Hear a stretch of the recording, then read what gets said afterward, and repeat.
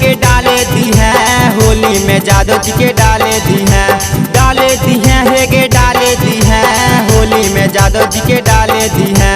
चोली के भीतर डाले दी है गे चिकन सामान तो रंगे दी है, डाले दी है गे डाले दी है, चोली के भीतर डाले दी है, डाले दी है गे डाले दी है, चोली के भीतर डाले दी है।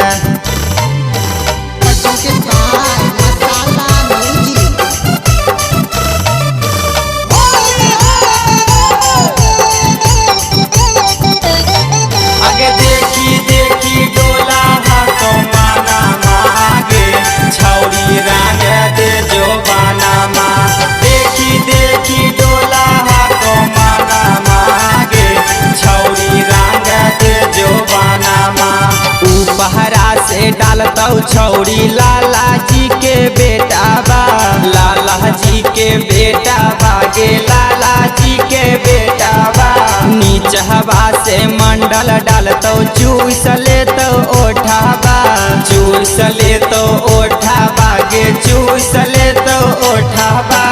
उपहरा से डालतो छौरी लाला जी के बेटा बा, नीच हवा से मंडल डालतो चूस लेतो ओठाबा। हेगे साहू जी के रंग दी है, पासवान जी के रंग दी है, रंग दी है हेगे रंग दी है, होली में जादव जी के रंग दी है, रंग दी है हेगे रंग दी है, होली में जादव जी के रंग दी है।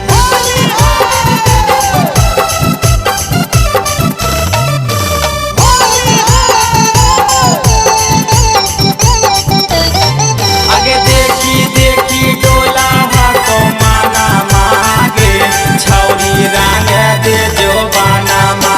देखी देखी डोला हाथो माना मागे, छौरी रंग दे जो बाना मा। आगे दास जी के टोली में छौरी चलतो ने होशियारी गे, चलतो ने होशियारी है गे, चलतो ने होशियारी गे।